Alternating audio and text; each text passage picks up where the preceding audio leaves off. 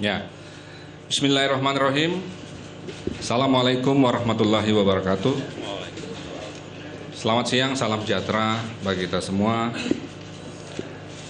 Yang terhormat Kapuspen TNI, yang saya hormati teman-teman saya dari penyidik Bareskrim dan Polda Metro Jaya, Kombes Pol Dadi Hartadi dan AKBP Ade Ari, yang menangani beberapa kasus yang akan disampaikan ke publik hari ini. Teman-teman pers yang saya kangenin dan yang saya cintai, mohon maaf lahir dan batin karena masih suasana lebaran.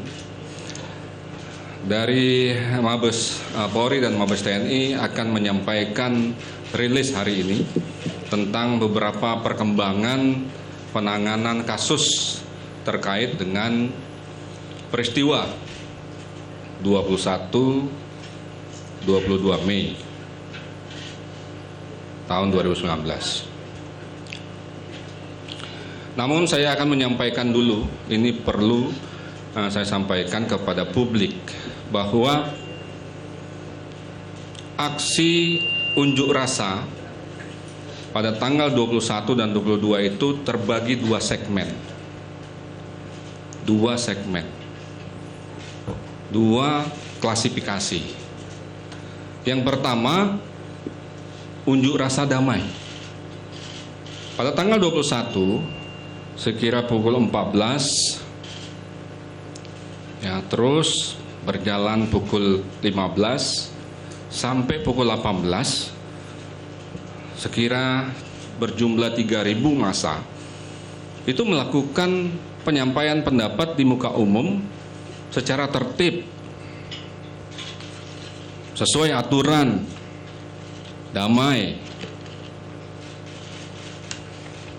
sesuai dengan undang-undang yang mengatur tentang penyampaian pendapat di muka umum, yaitu Undang-Undang 9 Nomor 9 Tahun 1958. Ya, alhamdulillah pada pukul 18.00 Korlap berkoordinasi dengan Kapolres Jakarta Pusat selaku Kepala PAM Objek, itu adalah SOP di kepolisian maupun di TNI, yang bertanggung jawab pada objek di depan Bawaslu untuk minta toleransi waktu. Seharusnya sesuai dengan undang-undang tersebut, seharusnya tidak diperbolehkan lagi penyampaian pendapat di muka umum. 18.00 selesai. Tapi karena momentum bulan Ramadan, Polri juga melihat aspek-aspek sosiologis, aspek agama di situ, meminta waktu untuk berbuka puasa, sholat maghrib berjamaah, dan juga lanjut sholat isya sampai tarawih. Bahkan alhamdulillah tanpa sekat, seolah memang betul-betul satu bangsa, satu tanah air, satu saudara. Personil pengamanan dari TNI Polri ikut berbuka puasa bersama dengan masa aksi, beribadah yang muslim sampai dengan tarawih. Itu segmen 1. Sekira pukul 21.10 Korlap kembali berkoordinasi dengan Kapolres Metro Jakarta Pusat menyampaikan bahwa sudah terlalu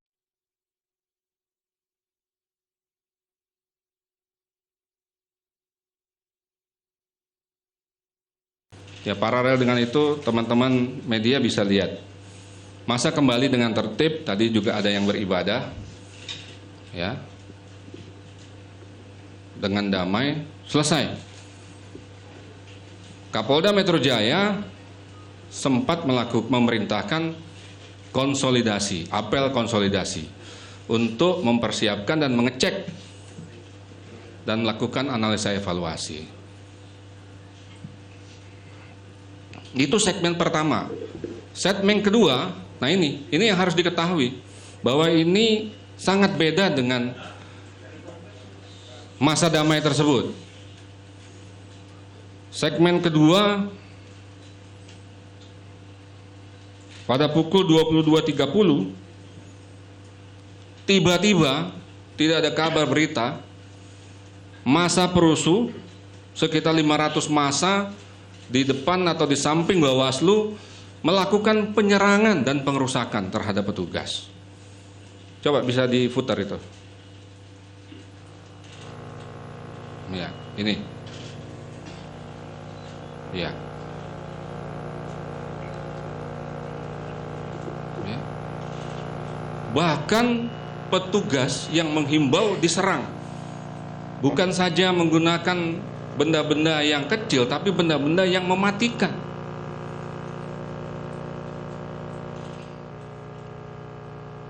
Seperti molotov. Molotov itu kalau misalnya kena kepala, airnya tumpah, terbakar, bisa berakibat mematikan. Petasan, petasan yang kecil tidak apa-apa, tetapi petasan roket sama saja. Petasan roket itu berbahaya dan mematikan. Batu, kalau kecil segini nggak apa-apa, tapi batunya sebesar konblok dan sudah dipersiapkan. Dan ada korban-korban yang nanti saya sampaikan dari petugas, dari personil Polri yang di depan.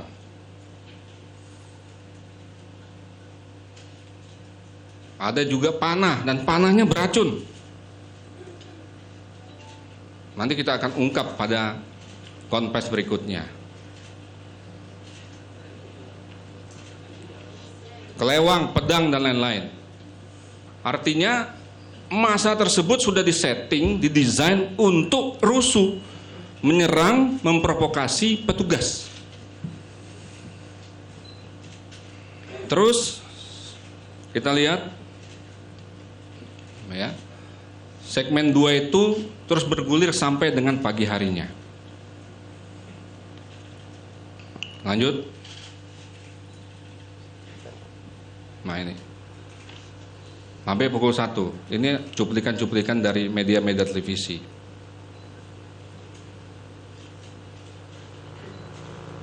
Sesuai standar operasional prosedur, Polri tentunya menghalau dan membubarkan.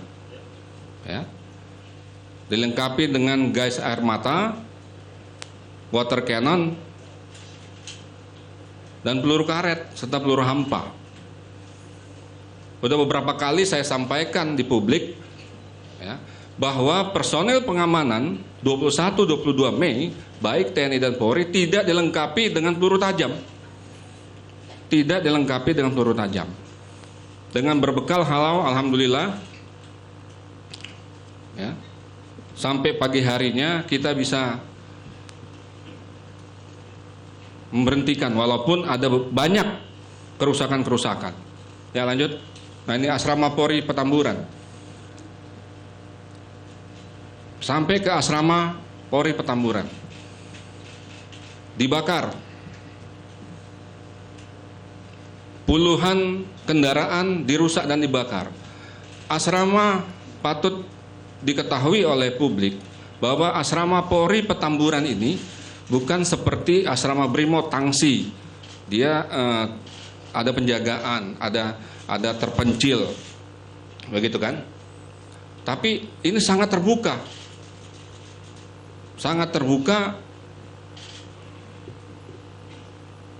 untuk publik.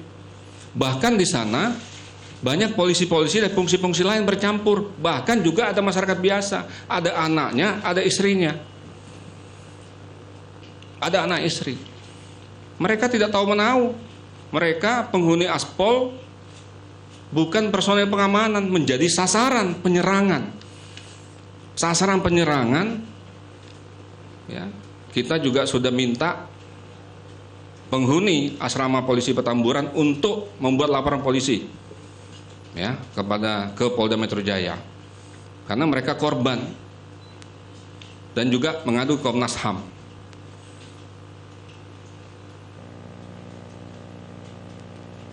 Kalau mengadu ke Komnas HAM, mereka sendiri yang inisiatif. Kemarin kalau tidak salah sebelum Hari Raya Idul Fitri. Anak istri, dirinya sendiri terancam oleh serangan-serangan. Menggunakan benda-benda yang mematikan sama molotov, batu-batu, bambu runcing, bahkan parang.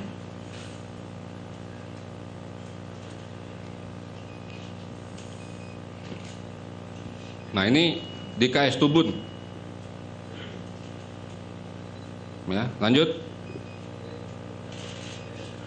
Ya, ini adalah beberapa visualisasi untuk disampaikan ke publik bahwa massa perusuh itu patut diduga kuat dimobilisasi dan disetting untuk melakukan kerusuhan dengan penyerangan dan provokasi terhadap petugas. Nah, sekarang tanggal 22 siang. Tanggal 22 Mei juga 2 segmen. Tetapi ini agak beda.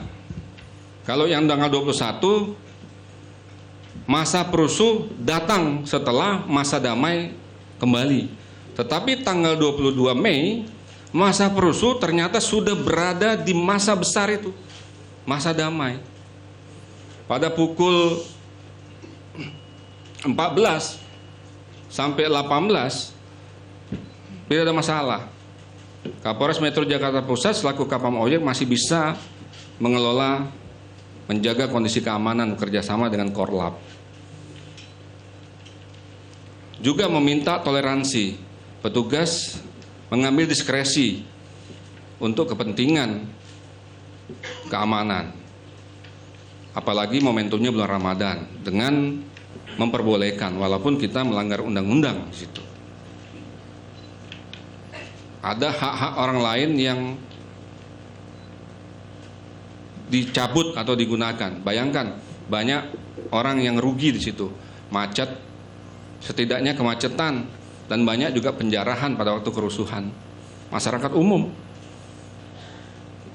belum perasaan-perasaan yang tidak tentram, tidak damai pada saat kerusuhan.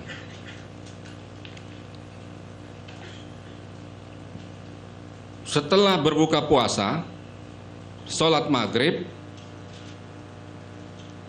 Kapolres Metro Jakarta Pusat dan teman-teman personel pengamanan TNI Polri menduga bahwa ini akan terus sholat maghrib, sholat isya berjamaah sampai tarawih. Tapi ternyata belum sempat petugas menggunakan peralatan pengamanan, massa perusuh yang sudah berada di massa besar tersebut sekitar 6.000 itu langsung juga menyerang petugas dengan melempar molotov, melempar batu, melempar bambu runcing, melempar semua benda-benda mematikan.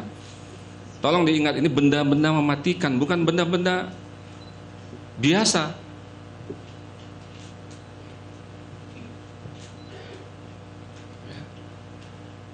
Jadi publik harus paham bahwa kejadian ini, kejadian kerusuhan yang mengawali adalah massa perusuh, karena mereka menyerang duluan. Petugas TNI Polri itu hanya melaksanakan respon terhadap penyerangan-penyerangan tersebut. Kita tidak balas menyerang, tapi menghalau dengan SOP, menghimbau dengan kata-kata. Buktinya banyak, bukti digital, ya. Terus juga menghimbau atau menghalau dengan gas air mata, dengan harapan massa perusuh dapat bubar, tetapi mereka terus maju. Ini lanjut, ini adalah gambaran massa perusuh pada tanggal 22 Mei. Lanjut. Ya. Lanjut. Lanjut. Lanjut. Lanjut. Ya, lanjut. Lanjut. Nah, ini terlihat 2 orang dari massa aksi menyiapkan bom molotov. Kita sedang dalami. Tim sudah dibentuk banyak oleh Bapak Kapolri untuk melakukan investigasi secara menyeluruh dari massa aksi yang kita dapat dari bukti digital, dari keterangan-keterangan, ya, dari semua alat-alat bukti atau petunjuk yang ada yang kita dapati di lapangan. Mungkin teman-teman media atau publik sudah paham bahwa ada ambulan yang dapat kita sita, yang membawa batu-batu dan alat-alat benda-benda yang berbahaya. Dan ambulan tersebut sama sekali tidak ada alat-alat medis.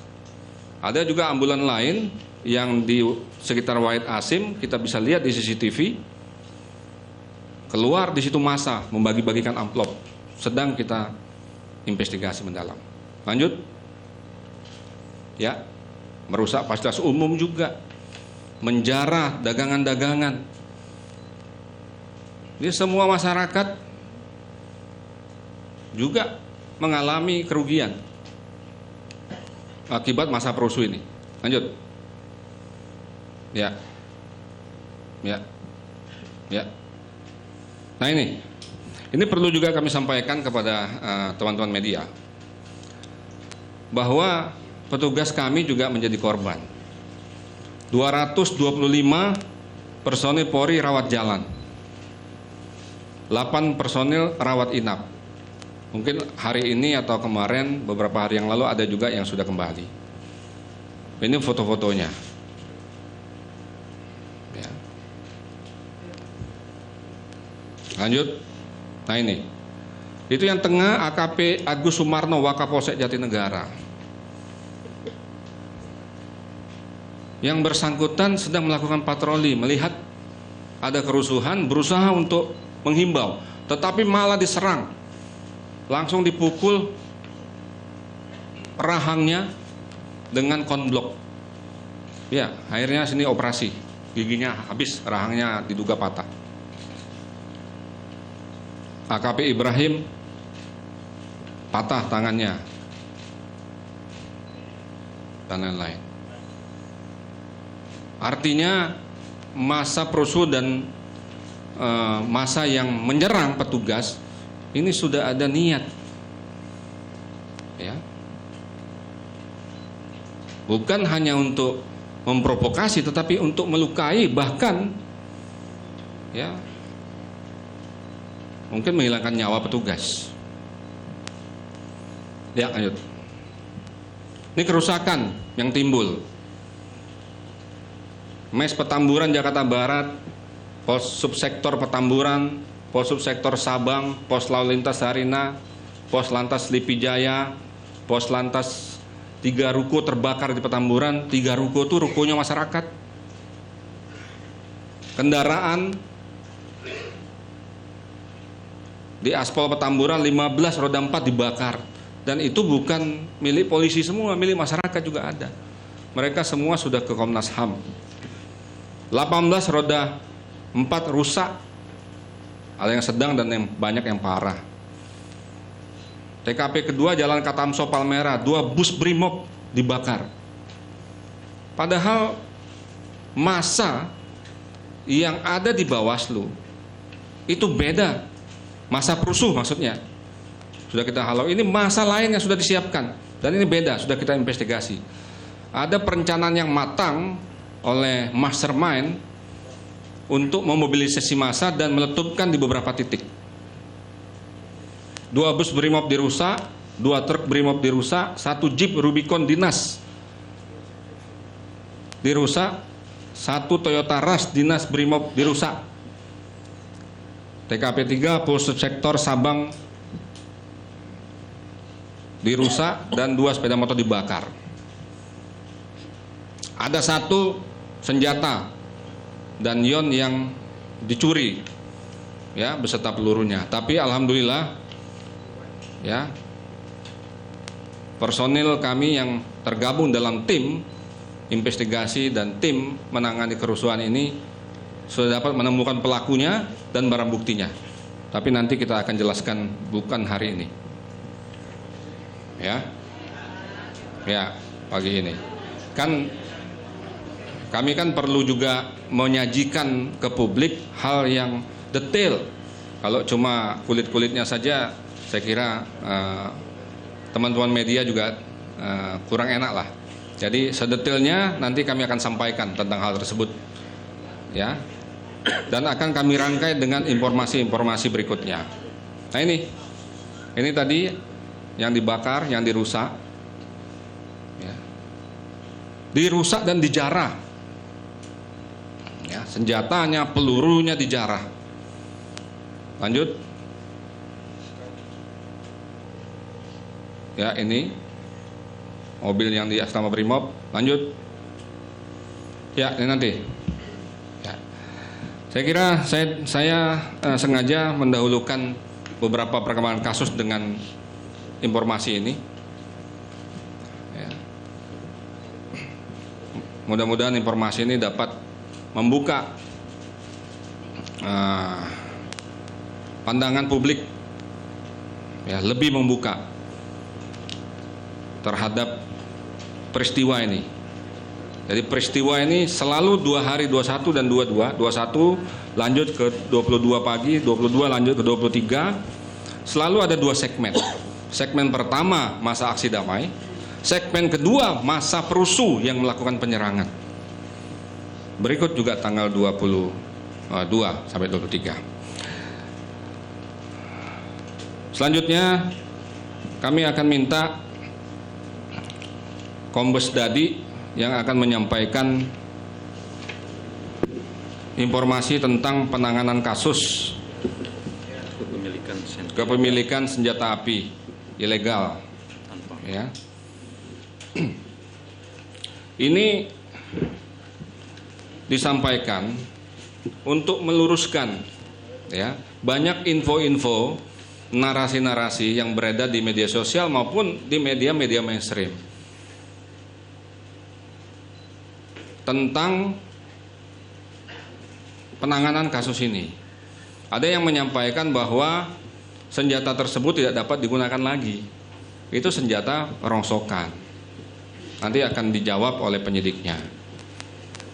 Ada juga yang menyampaikan kelompok-kelompok atau perorangan bahwa senjata tersebut akan dimuseumkan. Nanti akan dijawab oleh Kombes Dadi. Kita tidak ingin pelaku-pelaku hoax yang dengan sengaja menyampaikan berita bohong mengadu domba sesama anak bangsa, bahkan mengadu domba soliditas TNI Polri. Dan ini akan membawa keonaran kalau misalnya tidak kita luruskan. Nah, dalam kesempatan ini saya sengaja meminta Kombes Dadi Hartadi dari Dittipidum Barreskrim Polri untuk menyampaikan informasi sesuai dengan apa yang tadi saya sampaikan. Silakan. Terima kasih Pak Kadif Humas. Assalamualaikum warahmatullahi wabarakatuh. Selamat sore rekan-rekan sekalian. Saya akan menyampaikan penanganan kasus kepemilikan senjata api ilegal dan dimiliki juga tanpa hak yang diduga dilakukan oleh tersangka S dan tersangka HR dari awal penanganan sampai perkembangan hingga saat ini. Rekan-rekan sekalian, perlu diketahui bahwasannya penanganan kasus ini oleh Barreskrim Polri dimulai dari adanya surat dari dan Puspom TNI kepada Kapolri nomor R95 Romawi 5 2019 tanggal 18 Mei 2019 perihal hasil penyelidikan POM TNI terhadap perkara pengiriman senpi yang diduga melibatkan anggota TNI. Dari dasar surat dari Puspom TNI tersebut, maka Barreskrim Polri membuat laporan polisi model A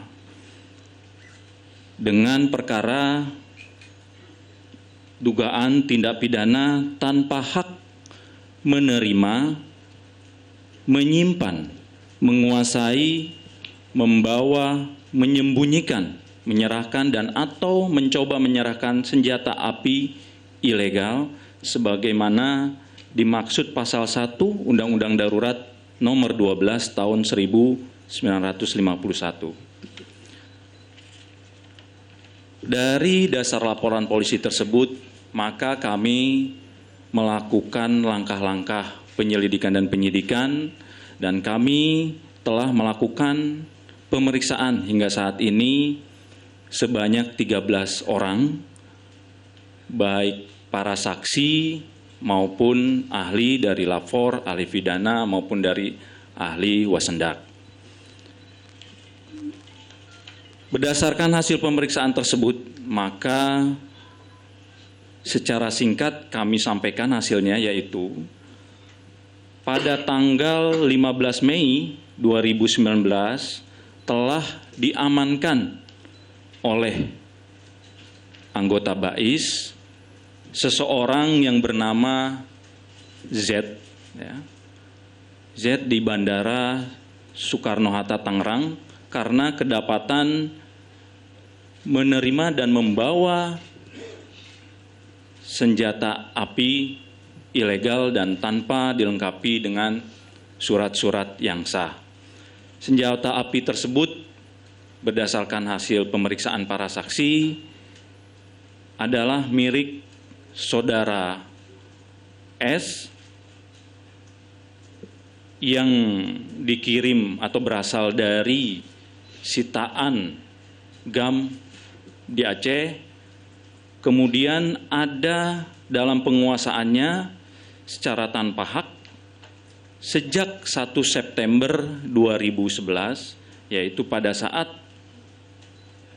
saudara S pensiun dari anggota TNI. Kemudian senpi ilegal tersebut disimpan, dikuasai, disembunyikan, dan oleh saudara S dititipkan kepada saudara atau tersangka HR yang merupakan orang sipil sekaligus driver atau informannya, dan sebagai pengawal juga setelah tidak menjadi anggota TNI lagi. Kemudian dalam penguasaannya tersangka HR itu menyimpan senjata api ilegal tersebut yang tidak dilengkapi dengan surat-surat di mobil milik tersangka S, yaitu di Aceh. Kemudian pada sekitar awal bulan April 2019, sebelum pencoblosan, senpi tersebut diminta oleh saudara S melalui hubungan telepon untuk dikirimkan ke Jakarta. Kemudian oleh saudara HR, tersangka HR, meminta bantuan saudara B, ya, B, untuk membuatkan surat security item. Nah, security item itu bisa dikeluarkan apabila senjata api tersebut memang sah, ada asal-usulnya. Karena senpi ini memang tidak ada surat-suratnya, maka oleh saudara B tadi dibuatkanlah surat keterangan palsu atas nama Kabinda Aceh. Ditandatangani oleh Kabinda Aceh atas nama S, padahal S sudah bukan menjadi Kabinda Aceh. Kemudian atas dasar surat tersebut diserahkan kepada protokol yang bernama L, ya. Kemudian dibuatkan atau diterbitkanlah security items agar bisa dimasukkan ke dalam penerbangan maskapai Garuda. Kemudian surat security item tersebut dititipkan kepada salah satu saksi yang bernama SA yang akan melaksanakan pendidikan dan rapat di Jakarta. Sementara senjata api tersebut dimasukkan ke dalam bagasi dari maskapai penerbangan tersebut. Kemudian surat security item tersebut dan senpi tersebut diinformasikan oleh saudara B tadi yang memasukkan surat kepada saudara Z yang menjadi protokol di Bandara Soekarno-Hatta. Melalui hubungan telepon, Z diinformasikan bahwasannya senjata tersebut adalah milik tersangka S dan diperintahkan atau diminta kepada saudara Z untuk mengambil security item agar dapat mengambil senjata dari maskapai penerbangan di saudara SA tadi. Singkat cerita, senjata berserta surat secit tadi terbang dan tiba di Bandara Soekarno-Hatta. Kemudian saudara SA menyerahkan kepada saudara Z security itemsnya. Pada saat itu juga oleh anggota BAIS, keduanya diamankan dan diinterogasi dan selanjutnya diserahkan kepada POM TNI untuk dilakukan pemeriksaan. Dengan dasar itu, karena hasil pemeriksaan dari POM TNI, para pelaku itu ada yang selain daripada anggota, ada warga sipilnya, maka dikirimkanlah surat tadi kepada Pak Kapolri dan Baris Krim Polri melakukan tindak lanjut penyidikan. Berdasarkan hasil pemeriksaan, senjata api yang menjadi barang bukti atau menjadi objek perkara, kami sudah melakukan pemeriksaan di laboratorium forensik dengan kesimpulan bahwasannya bisa dilihat pada poin 3, kotak nomor 3, merek dan logo telah dihapus, tapi nomor serinya masih terlihat, yaitu SER 15584. Kesimpulannya, berdasarkan hasil pemeriksaan tersebut, 1, pucuk senjata api tersebut adalah senjata api laras panjang menyerupai M4 karbin made in USA bernomor seri SER 15584 dan dapat berfungsi dengan baik serta dapat ditembakkan. Nanti setelah ini akan kami tunjukkan videonya bahwasanya senjata api ini adalah senjata api aktif ya, dan dapat membinasakan. Kemudian 2 buah magazin adalah magazin yang masuk atau cocok dengan senjata api yang dimaksud tadi. Kemudian 1 buah peredam atau silencer adalah peredam senjata yang cocok juga dengan senjata api dimaksud. Mohon ditampilkan. Nah, ini hasilnya. Nah, videonya silakan. Ini tanpa silencer, tanpa peredam.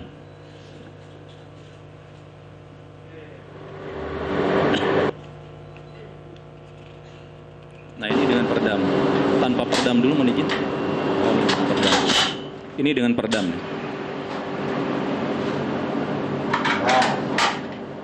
Coba. Kencang.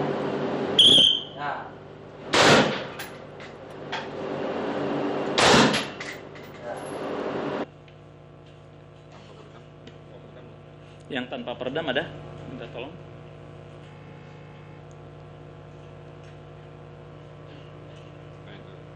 Siapa lah? Pakatlah.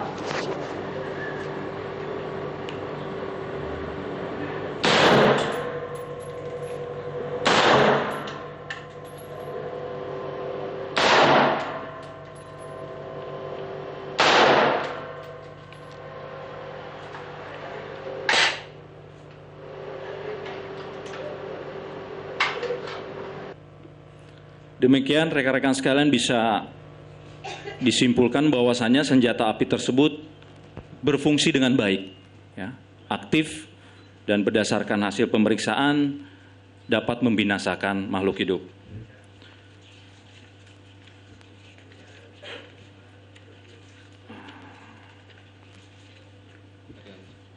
Kami juga mempunyai bukti-bukti lain, minta tolong dibuka barang bukti. Ini adalah keterangan dari para tersangka. Stop, ya. Mohon izin balik. Nah, ini tersangka Riansa. Yang bersangkutan mengatakan ini adalah testimoninya beliau. Yang bersangkutan menyampaikan bahwasanya betul tersangka kenal dengan saudara tersangka S sejak tahun 2008 di Banda Aceh pada saat beliau dan stafnya. Ya, kita dengarkan dulu testimoninya. Sebelum 3 bulan sebelum tanggal 15, Bapak ada ke Aceh dan saya dampingi beliau. Beliau berpesan ke saya, tolong dikirimkan senjatanya beliau karena mau diperbaiki. Berhubung saya ada kegiatan yang lain dan lagi ada kegiatan dan ada urusan lah yang lain, ya, beliau sempat menghubungi saya beberapa kali dan mengatakan kenapa lambat sekali dikirim. Baik Bapak, saya akan cari peluang jadi kirimnya kapan. Dan beliau sampai ngomel-ngomel, bisanya saya kirim di tanggal 15 itu melalui teman udah seperti saudara saya namanya Beni, melalui Bandara Sultan Iskandar Muda. Makanya jam tanggal 14 saya hubungi Beni, minta tolong Beni supaya bisa dikirimnya senjata Bapak. Baik Bang, saya akan cek, begitu kata Beni. Di tanggal 15 Beni konfirmasi ke saya, Bang, senjata bisa dikirim jam 3 sore. Oke.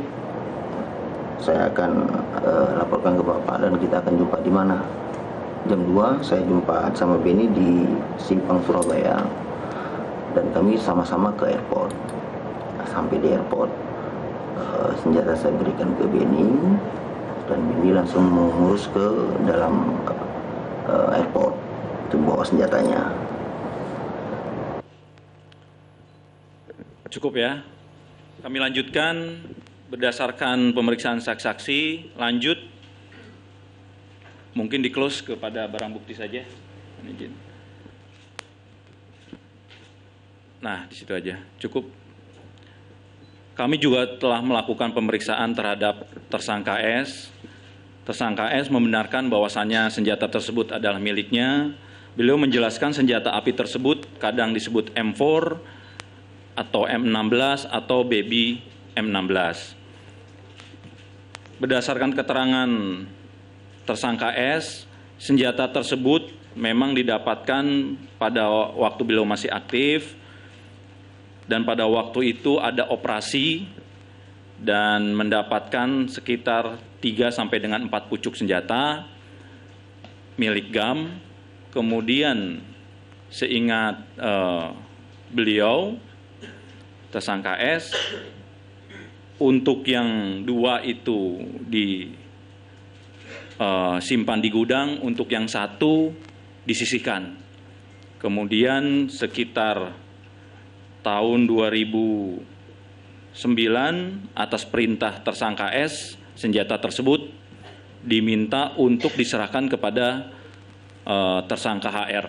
Sampai dengan tanggal 1 September 2011, tersangka S tidak aktif lagi dan senjata tersebut tetap berada pada penguasaannya dan disimpan, disembunyikan oleh saudara HR.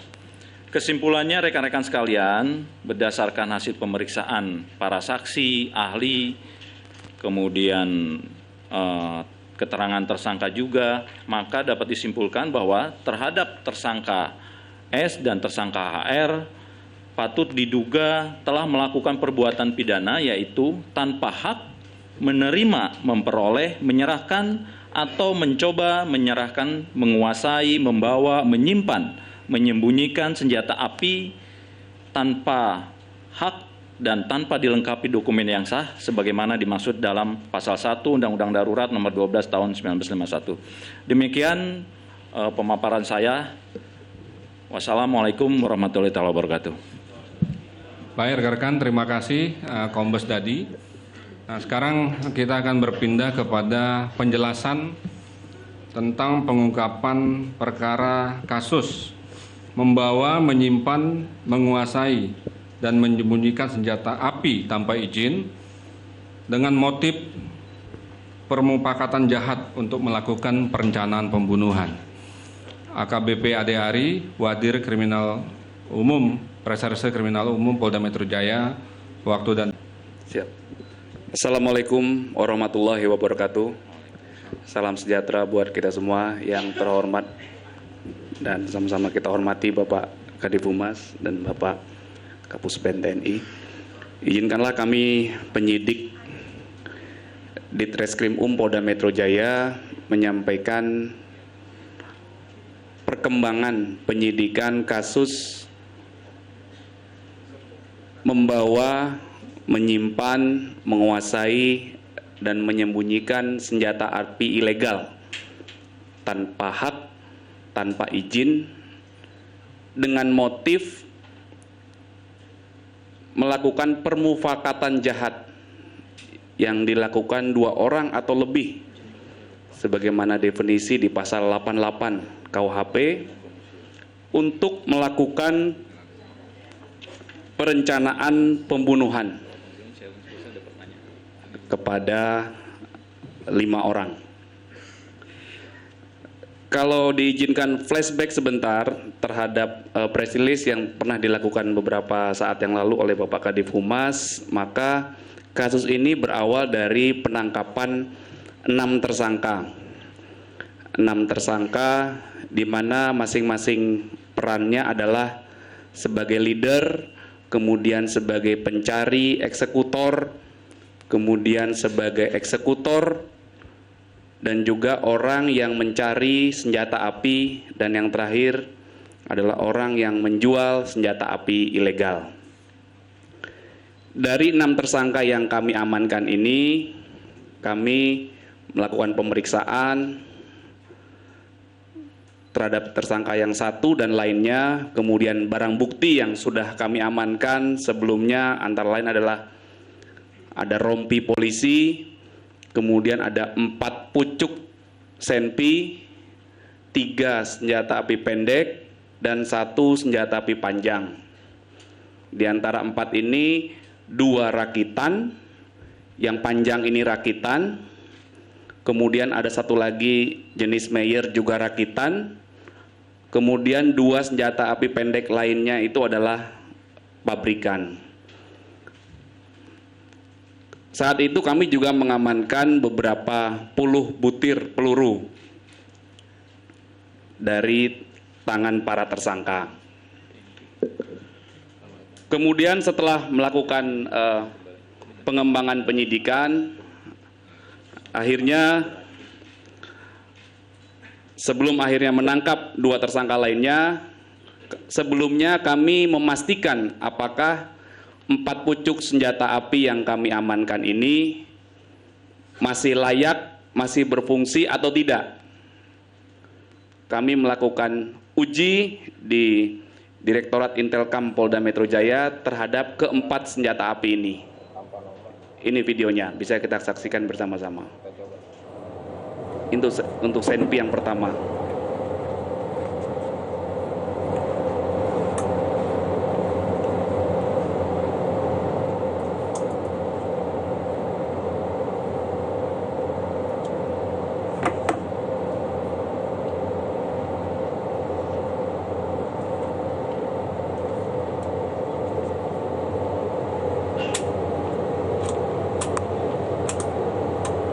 Ini senjata api pendek yang pertama.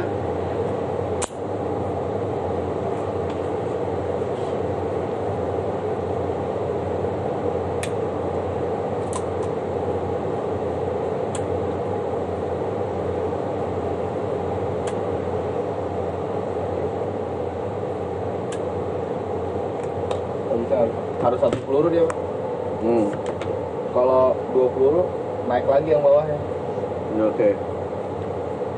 Buka ya.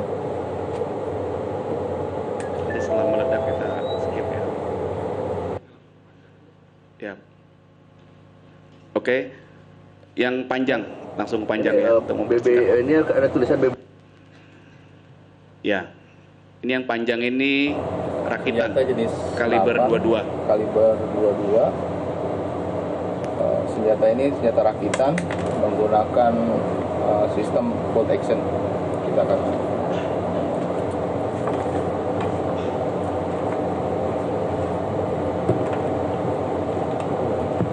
Agak dipercepat Mas, pas meledaknya aja Mas. Meledaknya ya. Oke.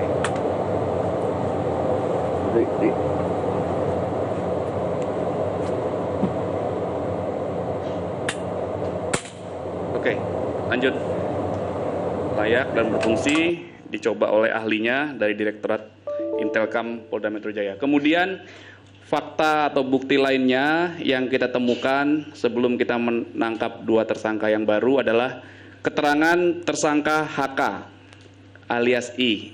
Coba kita lihat, tampilkan.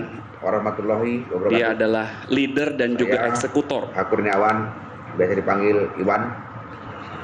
Saya berdomisili di Kota Cibinong, Bogor. Saya diamankan polisi pada tanggal 21 Mei pukul 13.00 terkait ujaran kebencian, kepemilikan senjata api, dan ada kaitannya dengan senior saya, jenderal saya yang saya hormati dan saya banggakan, yaitu Bapak Mayor Jenderal Kiflan Zen, di mana pada bulan Maret, sekitar bulan Maret, saya dan saudara Udin dipanggil Bapak Kiflan Zen untuk ketemuan di Kelapa Gading, di mana dalam pertemuan tersebut saya diberi uang 150 juta untuk pembelian alat senjata, yaitu senjata laras pendek 2 pucuk dan laras panjang 2 pucuk. Cukup. Lanjut, tersangka Ya. selanjutnya. Ini tersangka kedua adalah tersangka IR. Silakan. Selamat malam, saya Irfansyah, alamat Jalan KPBD, RT 02, RW 03, Kelurahan Sukabumi Selatan, Kecamatan Kebonjeruk, Jakarta Barat. Saya alumni Linux 100 tahun 93. Pada bulan April sehabis pemilu 2 hari, saya ditelepon Army untuk bertemu Pak Kiflan Zen di Masjid Pondok Indah. Kebetulan waktu Army nelpon, saya bersama Yusuf di pos Peruri, pos security. Lalu keesokan harinya saya mengajak Yusuf untuk bertemu Pak Kiflan Zen ke Masjid Pondok Indah. Kita pun berangkat esok harinya sekira jam 13.00 mengendarai mobil Yusuf R3. Sampai di Pondok Indah kami parkir di lapangan parkir Masjid Pondok Indah dan menunggu Army datang. Army nggak lama kemudian datang mengendarai motor. Lalu kami pun duduk sambil minum kopi dan makan. Nggak lama kemudian datang Pak Kiflan bersama Eka, supirnya, dan Pak Kiflan sholat asar sebentar. Setelah menunggu Pak Kiflan sholat asar, lalu Army memanggil saya, dan saya pun masuk ke dalam mobil Pak Kiflan karena Pak Kiflan di dalam mobil sendirian. Lalu Pak Kiflan mengeluarkan HP dan menunjukkan alamat serta foto Pak, dan Pak Kiflan berkata kepada saya, coba kamu cek alamat ini, nanti kamu foto dan videokan. Siap, saya bilang. Lalu beliau berkata lagi, nanti saya kasih uang operasional 5 juta, cukuplah untuk bensin makan. Yang HK aja HK.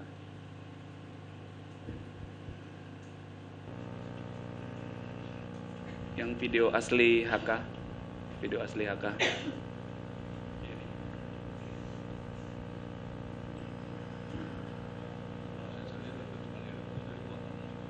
Siap. Video asli HK. Nah, itu kanannya. Kanan ya.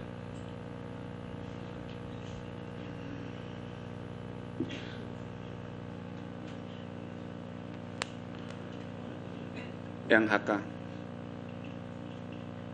HK. Iwan. Iwan. HK alias Iwan.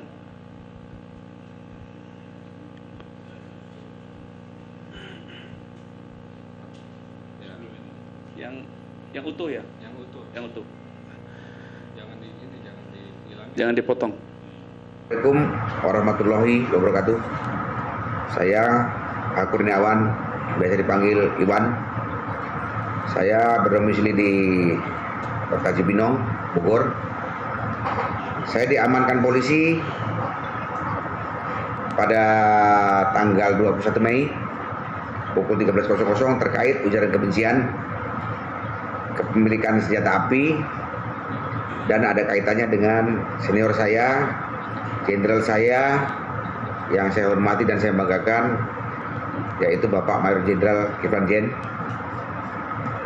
di mana pada bulan Maret, sekitar bulan Maret, saya dan saudara Udin dipanggil Bapak Kiflan Zen untuk ketemuan di Kelapa Gading, di mana dalam pertemuan tersebut saya diberi uang 150 juta untuk pembelian alat senjata, yaitu senjata laras pendek 2 pucuk dan laras panjang 2 pucuk. Ya, uang tersebut 150 juta dalam bentuk dolar Singapura dan langsung saya tukarkan di money changer. Karena saya belum mendapatkan uang yang dimaksud, senjata yang dimaksud, saya dikejar-kejar dan ditagih oleh Bapak Kiflan Zen, ya. Dan saat ditangkap saya membawa 1 pucuk senjata jenis revolver kaliber 38 Magnum, ya, dengan munisi sekitar 100 butir. Udah. Kan tadi. Yang saya bawa memang untuk ke lokasi demo. Yang tujuan saya adalah untuk apabila menemukan massa tandingan dan akan membahayakan anak buah saya, maka saya akan bertanggung jawab, ya, bertanggung jawab untuk mengamankan seluruh anak buah saya. Dan tanggal 21 itu adalah aksi pemanasan demo di KPU. Cuma karena memang masanya belum ramai, saya segera kembali ke pangkalan, yaitu di Jalan Proklamasi nomor 36. Ya. Adapun senjata yang saya miliki itu saya dapatkan dari seorang ibu-ibu juga yang kebetulan juga masih keluarga besar TNI, ya. Seharga saya ganti atau saya bawa dengan jaminan uang ke beliau itu 50 juta, ya, 50 juta. Sedangkan senjata yang Mayer kaliber 22 dan ladies gun kaliber 22 yang saya dapatkan dari saudara Adnil, ya. Yang Mayer saya percayakan kepada saudara Army, yang di sini Army adalah sebagai pengawal, ajudan sekaligus drivernya Bapak Kiflan Zen. Dan satu lagi yang ladies gun saya percayakan kepada saudara Udin untuk menjadi alat pengaman pribadi selama melakukan aktivitas pemantauan dan penggambaran, ya. Adapun sesuai TU yang diberikan oleh Bapak Kiflan kepada saya dan saya sampaikan ke Udin, yaitu adalah Bapak Wiranto dan Bapak Luhut, ya. Saya tanya. Ya udah. Baik. Lanjut. Ini tersangka TJ.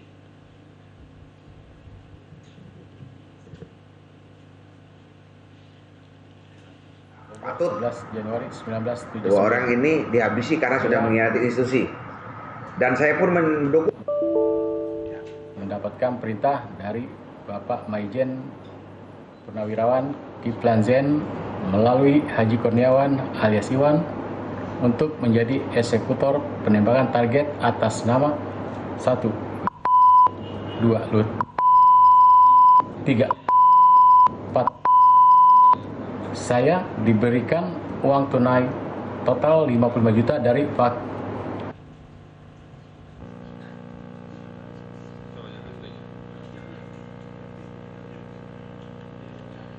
TJ.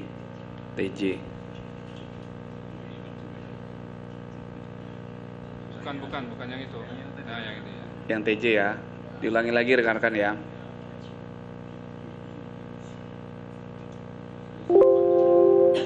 Tersangka TJ. Yang aslinya aja Mas. Tajudin, tempat tanggal lahir Bogor 11 Januari 1979. Saya mendapatkan perintah dari Bapak Maijen Purnawirawan Kiflan Zen melalui Haji Kurniawan alias Iwan untuk menjadi eksekutor penembakan target atas nama 1. Wiranto, 2. Luhut Binsar Panjaitan, 3. Budi Gunawan, 4. Garis Merek. Saya diberikan uang tunai total 55 juta dari Pak Maijen Purnawirawan Kiflan Zen melalui Kurniawan alias Iwan. Kemudian rencana penembakan menggunakan senjata laras panjang kaliber amunisi 22 dan senjata pendek. Senjata tersebut saya peroleh dari Haji Kurniawan alias Iwan. Terima kasih. Lanjut tersangka IR. Ini yang satu lagi targetnya IR yang tadi Mas. Selamat malam, saya Irfansyah, alamat Jalan KPBD, RT 02, RW.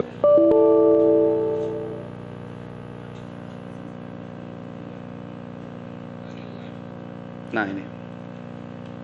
Bukan, ya ini. Selamat malam, saya Irfansyah. Selamat malam, saya Irfansyah, alamat Jalan KPBD, RT 02, RW 03, Kelurahan Sukabumi Selatan, Kecamatan Kebonjeruk, Jakarta Barat. Saya alumni Linux 100 tahun 93. Pada bulan April sehabis pemilu 2 hari, saya ditelepon Army untuk bertemu Pak Kiflan Zen di Masjid Pondok Indah. Kebetulan waktu Army nelpon, saya bersama Yusuf di pos Peruri, pos security. Lalu keesokan harinya saya mengajak Yusuf untuk bertemu Pak Kiflan Zen ke Masjid Pondok Indah. Kita pun berangkat esok harinya sekira jam 13.00 mengendarai mobil Yusuf R3. Sampai di Pondok Indah kami parkir di lapangan parkir Masjid Pondok Indah dan menunggu Army datang. Army nggak lama kemudian datang mengendarai motor. Lalu kami pun duduk sambil minum kopi dan makan. Gak lama kemudian datang Pak Kiflan bersama Eka, supirnya, dan Pak Kiflan sholat asar sebentar. Setelah menunggu Pak Kiflan sholat asar, lalu Army memanggil saya, dan saya pun masuk ke dalam mobil Pak Kiflan karena Pak Kiflan di dalam mobil sendirian. Lalu Pak Kiflan mengeluarkan HP dan menunjukkan alamat serta foto Pak Yunarto, lembaga Kuikon. Dan Pak Kiflan berkata kepada saya, coba kamu cek alamat ini Cisanggiri 3 nomor 11. Nanti kamu foto dan videokan. Siap, saya bilang. Lalu beliau berkata lagi, nanti saya kasih uang operasional 5 juta, cukuplah untuk bensin, makan, dan uang kendaraan. Lalu saya jawab, siap Pak. Dan beliau berkata lagi, kalau nanti ada yang bisa eksekusi, nanti saya jamin anak dan istrinya, serta liburan kemanapun. Lalu saya pun disuruh keluar dari mobil dan beliau memerintahkan Eka untuk mengambil uang operasional 5 juta. Lalu setelah kita terima uang 5 juta itu, saya dan Yusuf kembali pulang dan Army pun pulang dengan motornya dan kami pulang dengan Yusuf menaiki mobil Yusuf. Keesokan harinya kami pun keesokan harinya kami langsung survei ke lokasi yang diperintahkan Pak Kiflan di Jalan Cisanggiri 3 nomor 11. Lalu saya dan Yusuf menuju ke lokasi sekira jam 12 siang. Sesampai di sana dengan HP Yusuf kami foto dan video alamat tersebut, alamat Pak Yunarto di Cisanggiri 3 nomor 11. Setelah itu dari HP Yusuf foto dan videonya kirim ke HP saya dan saya kirim ke Army. Lalu Army menjawab oke, mantap. Setelah itu kami pun kembali pulang. Setelah kembali pulang, esok harinya Army datang ke pos Peruri dan saya sempat bertanya, senjata kamu di mana? Lalu beliau menjawab, oh iya, saya gade bang, kan itu untuk nutupin kontrakan dan beli kebutuhan kebutuhan rumah tangga. Kan pelurunya sama abang ada 2 yang saya titipkan kemarin waktu gade di Bogor. Oh iya Army, aku lupa. Dan setelah itu Army pun pulang dan esok harinya sekira jam 12 siang saya dan Yusuf kembali lagi ke alamat tersebut untuk yang survei kedua di Jalan Cisanggiri 3 nomor 11. Alamat Pak yang kata Pak Kiplan itu rumah Pak Yunarto. Lalu kami pun berangkat jam 12 menaiki mobil R3 milik Yusuf. Setelah itu seperti biasa kami foto dan video. Dan seperti biasa juga dari HP Yusuf kirim ke HP saya dan saya pun kirim ke Army. Tapi Army tidak pernah menjawab lagi. Lalu saya dan Yusuf kembali pulang dan sesampai di pos Peruri kami memutuskan mungkin ini sudah selesai tugas kita. Dan kami uang yang dikasih sisa yang uang untuk uang operasi itu kami bagi-bagi. Udah setelah itu kami pulang masing-masing. Dan pada tanggal 21 Mei sekitar pukul 20.00 19 Mei 2019 saya ditangkap pihak kepolisian berpakaian preman. Dan sampailah saya sekarang ini. Penutup, sekian dan terima kasih. Tadi tersangka IR. Rekan-rekan, izin kami lanjutkan.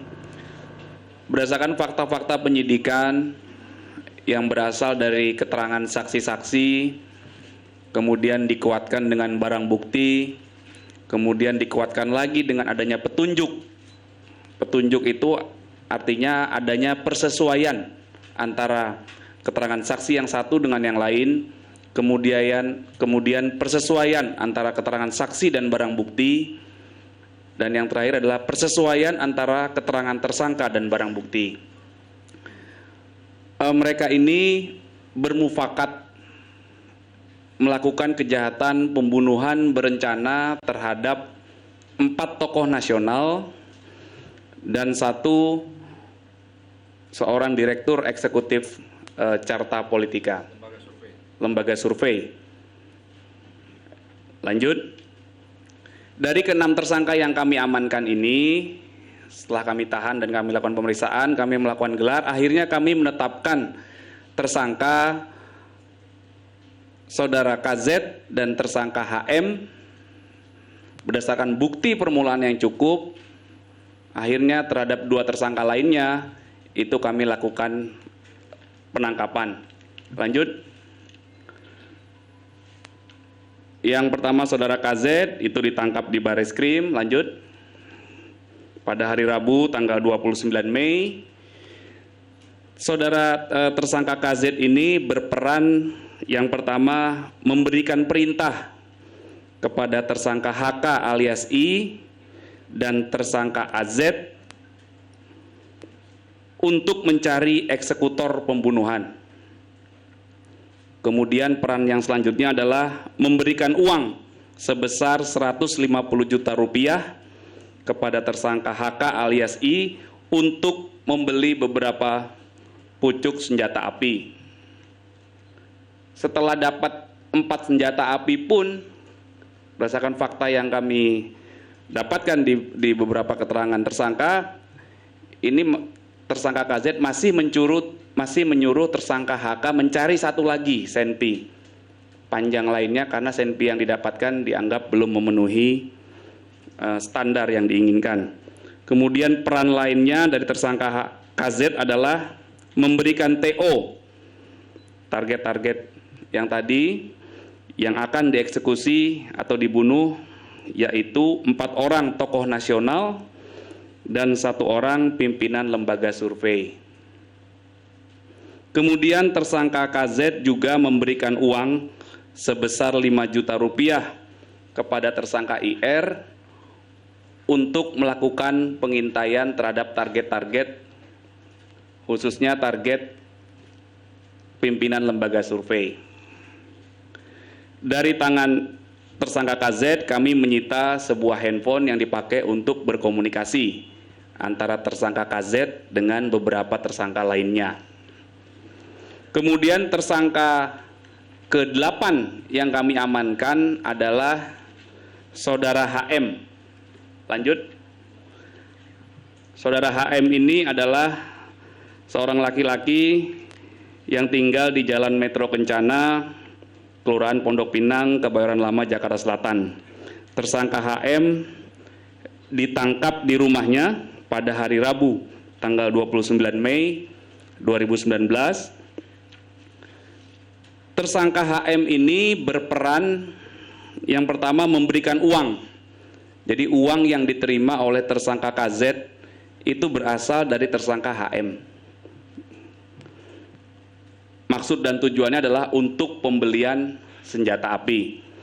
Kemudian tersangka HM ini juga memberikan uang sebesar 60 juta rupiah langsung kepada tersangka HK alias I untuk biaya operasional dan juga pembelian senjata api. Dari tangan tersangka HM, kami menyita sebuah handphone yang digunakan oleh tersangka HM untuk melakukan komunikasi dan juga sebuah printout rekening bank milik tersangka HM. Kemudian rekan-rekan, para tersangka ini, lanjut, ini adalah alurnya rekan-rekan ya. Tersangka KZ itu memerintahkan tersangka AR dan juga tersangka KZ langsung menyerahkan uang 5 juta rupiah kepada tersangka I, di mana tersangka I bersama-sama tersangka Y, seorang DPO, itu bertemu mereka untuk diberi target saudara Y. Kemudian kelompok target berikutnya adalah alurnya bahwa tersangka HM langsung memberikan uang 60 juta, 10 juta untuk operasional, dan 50 juta berdasarkan keterangan di BAP untuk melaksanakan unjuk rasa. Langsung diterima tersangka HK alias I. Kemudian tersangka HM juga memberikan dana operasional sebesar 15.000 itu. 15.000 Singapura dolar atau sekira 150 juta rupiah kepada tersangka KZ. Kemudian KZ mencari eksekutor yaitu HK dan Udin dan diberikan target 4 tokoh nasional. Lanjut. Rekan-rekan sekalian, kami juga menemukan fakta yang merupakan petunjuk tadi adanya kesesuaian. Ini bisa di zoom bahwa tersangka I yang bulat itu bisa di zoom nggak Mas? Dari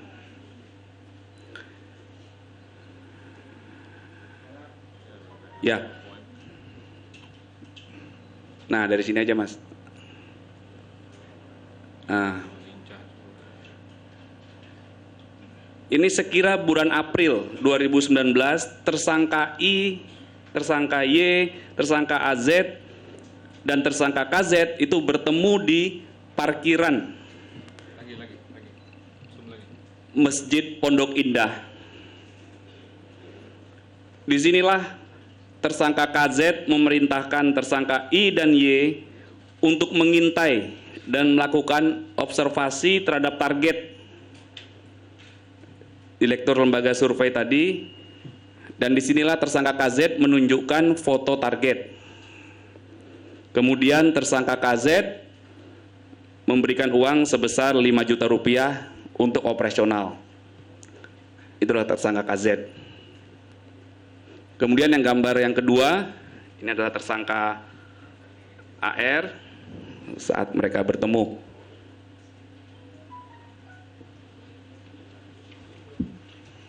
lanjut. Kemudian bukti lainnya yang kami jadikan petunjuk adalah bahwa tersangka I dan Y sudah pernah melakukan survei 2 kali dan foto-foto serta video surveinya itu sudah dilaporkan ke tersangka KZ. Jadi tersangka I dan Y sudah melakukan survei kepada target direktur lembaga survei ini di Jalan Cisanggiri. Kantor lembaga survei menggunakan ini, mobil ini yang digunakan oleh tersangka I dan Y untuk melakukan survei sebanyak 2 kali. Kemudian dikirimkan hasilnya ke tersangka A, kemudian tersangka A mengirimkan hasilnya ke tersangka KZ. Ini adalah fakta penyidikan rekan-rekan yang kami kumpulkan untuk mengungkap kasus ini. Kemudian ini adalah foto ketika tersangka Y dan I sedang bertemu di Alfamart Cipinang. Rekan-rekan, keterangan para tersangka yang rekan-rekan saksikan tadi di video testimoni itu adalah sesuai dengan berita acara pemeriksaan para tersangka yang sedang kami sidik. Kemudian dikuatkan dengan video testimoni tadi, dan para tersangka juga sudah diambil sumpahnya terhadap keterangan atau BAP yang sudah dia sampaikan kepada penyidik. Sehingga kepada 2 tersangka baru, tersangka KZ dan HM ini yang merupakan pengembangan dari 6 tersangka sebelumnya, itu patut disangka atau diduga melakukan tindak pidana memiliki, menguasai, ataupun menyimpan senjata api ilegal tanpa hak, tanpa izin, sebagaimana diatur dalam pasal 1 Undang-Undang Darurat nomor 12 tahun 51 dengan ancaman hukuman pidana seumur hidup. Mereka semua ini bermufakat jahat untuk melakukan pembunuhan berencana terhadap 4 tokoh nasional dan 1 pimpinan lembaga survei. Demikian rekan-rekan perkembangan penyidikan dari kami Direktorat Reskrim Polda Metro Jaya. Terima kasih. Wassalamualaikum warahmatullahi wabarakatuh. Terima kasih Pak AKBP Ade Ari, Wadir Reserse Kriminal Umum Polda Metro Jaya.